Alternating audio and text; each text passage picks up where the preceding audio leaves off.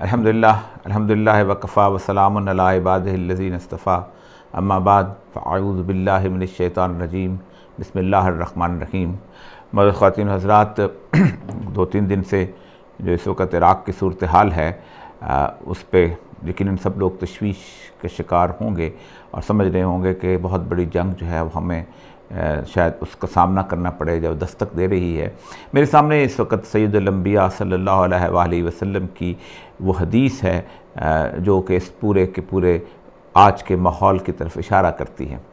और मैं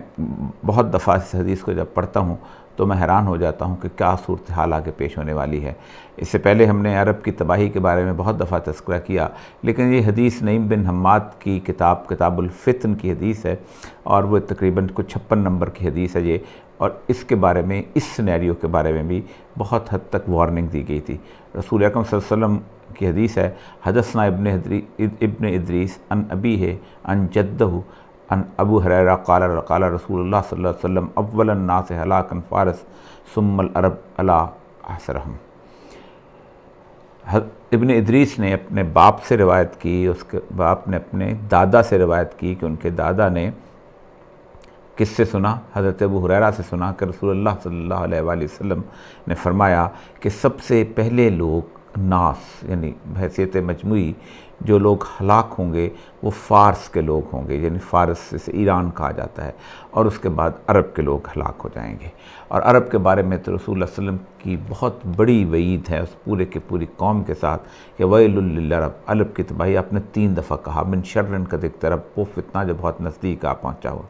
और फिर यहाँ तक हदीसें मौजूद हैं कि आप सल्लल्लाहु अलैहि वसल्लम ने फरमाया कि हज़रत आयशा से कि सबसे पहली जो कौम मेरे साथ आके क़यामत के दिन मिलेगी वो कुरैश होगी। फिर एक और हदीस में इसका तज़किरा है कि एक जूती पड़ी होगी तो एक औरत वहाँ से गुज़रेगी और वो पूछेगी कि ये तो किसी कुरैशी की जूती लगती है, लेकिन कुरैशी दुनिया में मौजूद नहीं होगा। तो ये कैफ़ियत जो है ये है अब ऑलमोस्ट तकरीबन बर्पा हो चुकी हुई है। क़सीम सुलेमानी की हलाकत क्या है और क्या ये सूरत हाल जो है ये किसी बड़ी जंग की तरफ हमें लेके जा रही है, और क्या ये वही जंग है कि जिसके अंदर मुसलमानों को जहाद के अंदर हिस्सा लेना चाहिए। लगता है कि अब बहुत चीज़ें वाज़ेह होना शुरू हो गई हैं। आप सल्लल्लाहु अलैहि वसल्लम की वो हदीस जिससे इस जंग के आगाज़ का पता चलता है वो ये है कि फ़ुरात के किनारे सोने का पहाड़ बरामद होगा और उस पर जब लड़ाई शुरू होगी तो 100 में से 99 लोग मर जाएंगे। और जो शख्स जो है वो उस फ़ुरात में सोने के पहाड़ को पाए तो उसको चाहिए कि वो उसमें से कुछ ना ले और पीछे हट जाए उसके अंदर से। ये फ़ुरात का पहाड़ जो है ये जंग अज़ीम अव्वल के करीब जो तेल है वहाँ से दरियाफ़्त। क्यों हम तेल को सोने का पहाड़ कहते हैं, उसकी बुनियादी तौर पर वजह यह है कि रसूल अकरम सल्लल्लाहु अलैहि वसल्लम की जितनी भी फ़ितन के बारे में हदीस हैं वह हदीस जो पेशगोइयों के साथ मुतल्लक़ रखती हैं उनके बारे में कहा जाता है कि इसमें आपने तशबीही गुफ्तगू की है, यानी अलामतों के हिसाब से गुफ्तगू की है, सिवाय इस एक हदीस के। और वो जहाँ आप सल्लल्लाहु अलैहि वसल्लम ने कभी भी आपने अल्लाह की कसम उठाकर बात की कि ऐसा यकीनन होगा। और वो उन हदीस में से सबसे अहम तरीन हदीस ये है कि आपने अल्लाह की कसम उठाकर कहा कि तुम में ईसा इब्न मरियम ज़रूर आएंगे। तो उस मसले में किसी किस्म की मुशाबहत नहीं हो सकती। कोई ऐसा आदमी जो कि मिर्ज़ा ग़ुलाम अहमद कादियानी की तरह उठ के कहे कि मैं वो सब वैसा ही मसीह हूँ, नहीं। वो मिर्ज़ा ग़ुलाम अहमद कादियानी की माँ भी और थी, हज़रत ईसा की माँ भी, आपने बाकायदा ईसा इब्न मरियम का नाम लिया। उस हदीस के अलावा तमाम अहादीस जो हैं वो उसके अंदर आपको देखना पड़ेगा कि तशबीह कैसे इस्तेमाल की गई। मसलन जो मशहूर आपकी हदीस है जो कि बहुत जैसे हदीस जिब्रील कहा जाता है, वो उस हदीस के अंदर भी आपने तशबीहात इस्तेमाल की हैं कि जब नंगे पाँव चलने वाले चरवाहे जो हैं वो बड़ी बड़ी इमारतें बनाने के लिए कि में आपस में एक दूसरे से मुकाबला कर रहे होंगे, या तो तालून का लफ्ज़ इस्तेमाल हुआ। फिर उसके बाद आपने कहा कि लौंडी अपने आका को जन्म लेगी। इसके अंदर भी आपको सोचना पड़ेगा, इल्म दीन और जदीद दुनिया को उसके साथ तसव्वुर मिला के देखना पड़ेगा। यहाँ भी आप देखें कि ये जो सोने का पहाड़ है क्या चीज़, तेल निकलने से पहले पूरी दुनिया के अंदर चांदी और सोने के सिक्के जो थे वो इस्तेमाल हुआ करते थे और दुनिया पूरी उसी के ऊपर उस पर कायल थी, उसी पर चलती थी। यहाँ भी बरसगीर पाकविंद में 1947 तक वो जो सोने का भी सिक्का भी था और चांदी के जो सिक्के थे वो भी आपको मिलते थे, दिरहम और दीनार जिनको कहा जाता है। जो कि इस्लाम की बुनियादी करेंसी है, जिस पे इस्लाम इत्तफा करता रहे। उसके बाद हुआ ये कि उसको फर्स्ट वर्ल्ड वॉर के अंदर जब निकला तो फर्स्ट वर्ल्ड वॉर के अंदर उन्होंने मुस्लिम उम्मा में आके लड़ाई का आगाज़ किया, लॉरेंस ऑफ अरेबिया को लेके आए और इराक़ उसकी सेंटर स्टेज रहा। आप हैरान होंगे कि जो पाशा की लड़ाई हुई है, जिसमें बरसीर पाकविंद से भी मुसलमान गए हैं, वो इराक़ के अंदर लड़ाई हुई और इराक़ को उन्होंने ख़ास तौर पे, क्योंकि इराक़ में तेल सबसे पहले निकल आया था, तो इराक़ में ही सबसे पहले उन्होंने अपने लोगों को वहाँ बिठाया और शरीफ मक्का के एक बेटे को ला के फैसल को वहाँ पर बिठा दिया ताकि उनके मामला जो हैं वो चलते रहें। दूसरी जंग अज़ीम जब हुई तो उस वक्त ज़ाहिर बात है कि ये उनका हिस्सा बन चुके हुए थे, उनका साथ देने वाले थे। तो दूसरी जंग अज़ीम में सोने और चांदी के सिक्के जैसे वो ख़त्म कर दिए गए और कहा गया कि अब हम कागज़ की करेंसी, जो बटन वुड एग्रीमेंट हुआ जिसमें पेपर करेंसी का आगाज़ हुआ, तो कहा गया कि इस कागज़ की करेंसी जो है उसको हम इस्तेमाल करेंगे और सोने के उसके बराबर सोना जो है वो हम स्टोर के अंदर रखेंगे। इसका मतलब ये था कि वो सोने का मुतबादल आ गया।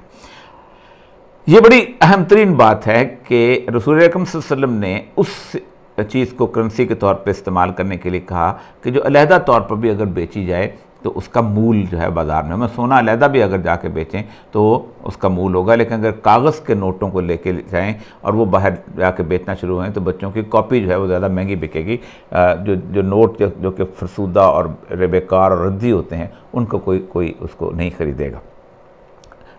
तो इस सूरत हाल के अंदर 1973 आ गया और 1972 के दौरान एक दफ़ा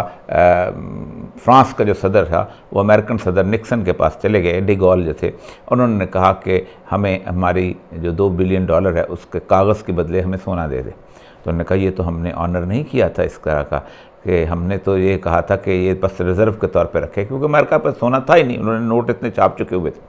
तो वहाँ पर आप देखें कि एक नया लफ्ज़ इस्तेमाल हुआ जिसे कहते हैं गुडविल ऑफ द कंट्री, और बैंक ऑफ इंटरनेशनल सेटलमेंट जो पुराना था उसको ज़िम्मेदारी दी गई कि तुम एक मुल्क की पैदावार और उस मुल्क की जीडीपी ग्रोथ के हिसाब से पता करो कि और असेसमेंट करो कि उस मुल्क की करेंसी की कीमत क्या है, और फिर उन्होंने करेंसी की कीमतें लगाना शुरू हुई। इसके साथ साथ अहम तरीन बात ये थी कि 73 के अंदर ही अमेरिका ने एक मुआहदा किया उन तमाम तेल पैदा करने वाले मुल्कों के साथ कि तुम तेल जो है वो डॉलर में बेचोगे, और जो डॉलर जो है वो तेल के साथ मुंसलिक हो गया और डॉलर जो था वो सोने के बराबर था और उसकी जगह अब तेल आ गया। तो गोया इसका मतलब है कि रसूल सल्लल्लाहु अलैहि वसल्लम की वो हदीस जो है वो इस अपनी पूरी तजसीम के साथ वापस आ गई कि आज अगर डॉलर को बीच में से निकाल दिया जाए और सोना और तेल को पाकिस्तान के रुपए में बेचना शुरू कर दिया जाए तो पाकिस्तान का रुपया जाए उसके भी आपको $100 मिलने शुरू हो जाएंगे, यानी उसकी भी वही सोने की कीमत हो जाएगी जिस वक्त डॉलर की सोने की कीमत है। तो आपने फरमाया था कि सोने का पहाड़ जो है फुरात के किनारे निकलेगा और उसके बाद ये सूरत हाल पैदा होगी। ये सूरत हाल चलती चलती चलती बहुत लंबी, मैं कहानियों में नहीं पढ़ना चाहता, आज तक आ पहुँची। इस वक्त कहा जाता है कि एक ऐसी कैफियत आ गई हुई है कि शायद कल या परसों जो है फ़ारस के लोग या ईरान के लोग जो हैं वो खड़े होकर जंग का शिकार हो जाए। पहली बात तो ये है कि ये हलाकत हुई क्यों है। अमूमन ये कहा जाता है कि ये हलाकत शायद बहुत बड़े कोई अमेरिका मुखालफ आदमी की हलाकत है, ऐसा नहीं है। यह हलाकत बिल्कुल ऐसे ही कही जा सकती है कि जैसे कल को हामिद करज़ई के साथ या अब्दुल्ला के साथ या उस क्या नाम इसका आजकल जो अशरफ गनी है उसके साथ अमेरिका नाराज़ हो जाए और अमेरिका एक ड्रोन हमले से उस शख्स को हलाक कर दे। क्योंकि गुज़श्ता तकरीबन 10 साल से इराक़ के अंदर जो हुकूमत है वो अमेरिका की आशीर्वाद से कायम की गई हुकूमत है। अमेरिका ने इराक़ के अंदर बाकायदा एक ऑपरेशन किया, सद्दाम हुसैन की हुकूमत को ख़त्म किया। सद्दाम की हुकूमत के ख़त्म करने के बाद वहाँ जितने भी लोग मुखालफ खड़े हुए थे उनको बुरी तरह कत्ल गारत किया, उनके साथ जुल्म किया। फलूजा के अंदर जुल्म किया, किरकुक के अंदर जुल्म किया, मूसल के अंदर जुल्म किया। कौन सी ऐसी जगह थी कि जहाँ कत्ले आम नहीं किया। और फिर उसके बाद एक हुकूमत जो थी वो वहाँ पर अपने मर्ज़ी की इलेक्शंस करवा के और उसके साथ उनको आइन बना के वहाँ पर हुकूमत मुसल्लत की गई। उस हुकूमत को सपोर्ट जो थी गुज़श्ता 10 साल से ईरान की अल-कुद्स मलेशिया और ईरान की पासदारान की सपोर्ट मौजूद थी। जनरल कसीम जो थे, ये मैं जब ईरान में था उस ज़माने में उनका बड़ा शोरा था, क्योंकि नई नई जंग जो थी वो जीत के लड़ के आए हुए थे इराक़ के साथ, उसमें बज़ाबत नुकसान बहुत हुआ था। लेकिन दूसरी बात इनकी ये थी कि इन्होंने उस इलाके के अंदर जब ये जो पास्तारान की इनको सरबराह पाकिस्तान के कुद्स ब्रिगेड की भी, तो उन्होंने कुर्दों की जो बगावत थी अर्तबील के अंदर उसको करने में बहुत किरदार अदा किया था। ईरान जो कि बहुत मुख्तसर अपना सल्तनत है और उसकी फ़ौज का भी वो सूरत हाल नहीं है कि पूरे इलाके के अंदर उस तरह की आगे बढ़ सके, तो ईरान ने एक और रास्ता अख्तियार किया था कि ईरान ने मुख्तलिफ़ किस्म की प्रॉक्सीज़ की सूरत हाल को शुरू किया था ताकि मुख्तलिफ़ जगह पे अपना इन्फ्लुएंस किया जाए। ये प्रॉक्सीज़ ईरान की यमन में थी, ये प्रॉक्सीज़ ईरान की लेबनान में थी, ये प्रॉक्सी ईरान की शाम में थी, ये प्रॉक्सी ईरान की फ़लस्तीन के पास उसमें थी और इराक़ में भी थी, और मुख्तलिफ़ जगह जहाँ जहाँ उनका अपना इन्फ्लुएंस था ईरान ने वहाँ पर प्रॉक्सीज़ को शुरू करना चाहिए। इस प्रॉक्सी का आगाज़ करने वाले ये थे। जिस वक्त अलकायदा की के खिलाफ एक्शन लेते लेते मुसअब ज़रक़ावी को मारा गया, तो वहाँ से अबू बकर बगदादी ने जब जन्म लिया तो अमेरिका जो था अबू बकर बगदादी के ख़िलाफ़ हो गया। तो अबू बकर बगदादी को और दाइश को, जो कि उस वक़्त एक रिटेलिएशन फोर्स बन के उभर रही थी, उसको ख़त्म करने के लिए जनरल कसीम अपने अल-कुद्स ब्रिगेड लेकर पहुँचे। इनका कमाल ये था कि पूरी दुनिया में जहाँ कहीं भी कोई हमदर्द जो था वो रिक्रूट करके वहाँ ला के लड़ाया जा सकता था, इन्होंने वहाँ लड़ाया शाम के अंदर। मतलब इन्हीं की आइडिया था कि ईरान के तशय्यो के बजाय अगर हम अफ़गानिस्तान के जो तशय्यो हैं उनको हम फ़ातिमियून के नाम से, और पाकिस्तान के अंदर जो तशय्यो है उनको हम ज़ैनबियून के नाम से इकट्ठा करें, तो उन्होंने ब्रिगेड बनाए और फिर वहाँ पर उन्होंने उनको बाकायदा डिप्लॉय किया। वो वहाँ गए भी और वहाँ से जो लोग जो है उस मसले में जाँ बहक होते रहे, तो उनको ईरान में जाके दफन भी किया जाता रहा और वो उनको बड़ी इज़्ज़त और तौक़ीर देती रही। तो इन्होंने पूरी दुनिया से अंदर कुछ मिलिटेंट्स को उठा के उन मिलिटेंट को वहाँ जमा किया गया। तो बुनियादी तौर पर दाइश के साथ लड़ने के लिए ये अमेरिका के बहुत बड़े हलीफ थे, और फिर उसके साथ साथ बशार अल असद के मुकाबले में जब वहाँ पर बड़ी ज़बरदस्त किस्म की एक मूवमेंट चली कि एक अलवी जो है वो वहाँ पर हुक्मरानी कर रहा है, जो 10% लोगों में से, जिनको शिया भी मुसलमान नहीं कहते और जिनको सुन्नी भी मुसलमान नहीं कहते, तो उसके ख़िलाफ़ एक मूवमेंट जब शुरू हुई तो उसको उन्होंने बुनियादी तौर पर ये समझा कि ये ईरान के इंटरेस्ट को, इस्लाम के इंटरेस्ट को नहीं, ईरान के इंटरेस्ट को यहाँ ख़राब करेगी। तो उसके अंदर फिर हिज़्बुल्लाह भी वहाँ पहुँची और यहाँ से कुद्स ब्रिगेड पहुँची, फिर लिवाए अब्बास के नाम पे बहुत सारी ऐसी तंजीमें बनाने के, जो बहुत ज़हीन आदमी थे, बहुत ज़बरदस्त किस्म के उन्होंने वहाँ तंजीम। और वहाँ पर जब इन्होंने वहाँ पर इदलिब के अंदर और हलब के अंदर और ख़ुसूसन वो जो इलाका है रक्का का इलाका है और गौता का जो इलाका है, इस इलाके के अंदर बाकायदा एक्शंस में साथ दिया, और वहाँ पर जो इस वक्त 60 लाख महाजरीन बने हैं और जो 10 लाख बच्चे यतीम हुए हैं, और उस वक्त जो 4 लाख के करीब इस वक्त लोग 4 से 6 के करीब, बल्कि 6.5 लाख के करीब जो लोग शहीद हुए हैं वहाँ पर, मासूम आदमी, आम शहरी जो हैं, उसकी लड़ाई के अंदर जनरल कसीम का ख़ुद बहुत बड़ा हाथ था उस लड़ाई के अंदर। क्योंकि ये लड़ाई जो थी उम्मत मुस्लिमा की लड़ाई, नमक क्या, ये वही लड़ाई है जो रसूलुल्लाह ने फरमाया कि एक पहाड़ जो है सोने का होगा, उस पहाड़ के ऊपर लोग लड़ेंगे। ये लड़ाई ना अबू बकर बगदादी की लड़ाई उम्मत मुस्लिमा की थी और ना जनरल कसीम की लड़ाई उम्मत मुस्लिमा की लड़ाई है। इसीलिए आज जिस वक्त जनरल कसीम के ऊपर अमेरिकन से हमला किया है, तो वहाँ पर सूरत हाल ये हुई है कि ईरान ने उम्मत मुस्लिमा की लड़ाई के तौर पर कॉल नहीं किया, हम रिटेलिएट करेंगे, बहैसियत ईरानी हम रिटेलिएट करेंगे। और ईरान रिटेलिएट जो है खैर बात है फ़ौज के तहत कर नहीं सकता, ईरान तो बुनियादी तौर पर रिटेलिएट वैसे ही करेगा कि जैसे वो पहले करता रहा है कि हिट्स करेंगे, उसको इसराइल को हिट कर सकते हैं, उसके बाद लेबनान के अंदर हिट कर सकते हैं, बाकी जगहों पर हिट कर सकते हैं। लेकिन इस वक्त सूरत हाल बनेगी क्या, ईरान की सिचुएशन क्या है? ईरान के साथ जो इराक़ के लोग हैं वो हाँ एक गुज़श्ता 2-3 सालों से एक अरब अजम की सूरत हाल पैदा हो चुकी हुई है, और वो समझते हैं कि ईरानियों ने हमारी एक बेसिक जो इनहेरेंट इक़्तिदार है उस पर कब्ज़ा कर लिया, और पुरानी उनकी लड़ाई चली आई है। सद्दाम हुसैन ने भी इस्लाम की बजाय अरब और अजम की लड़ाई को आगे बढ़ाया था और ईरान पर हमला किया था। और मुझे अच्छी बात लगती है इमाम ख़ुमैनी की कि उन्होंने इसे जहाद डिक्लेयर नहीं किया और उन्होंने कहा था ये जहाद नहीं हो सकता, ये बेसिकली लड़ाई हमारी आपस की लड़ाई है और ये गलत है, दो मुसलमानों की आपस की लड़ाई को जहाद नहीं किया जा सकता। लेकिन उसी को लेके अब दोबारा आपको याद होगा कि ईरानी एम्बेसी जो थी उसके ऊपर हमला हुआ, फिर उसके बाद ये था कि ईरानियों ने वहाँ पर वहाँ की गवर्नमेंट के साथ मिलके अमेरिकन ने एम्बेसी पे हमला किया। तो ये ऐसी सूरत हाल बनी है कि जिसमें गुज़श्ता जो 2011 से लेके अब तक 7-8 साल की जो लड़ाई थी, जिसमें इन्होंने सबसे पहले सुन्नी पॉपुलेशन को ख़त्म किया, इदलिब के इलाके में शाम की उस पॉपुलेशन को तबाह बर्बाद किया, और उसके साथ बाकी इलाकों के अंदर भी इस तरह की सूरत हाल को पैदा किया, एक लड़ाई, एक रिफ्ट पैदा की। अब सूरत हाल ये हुई है कि इस वक्त अमेरिका ने अपने उस हदफ को हासिल करके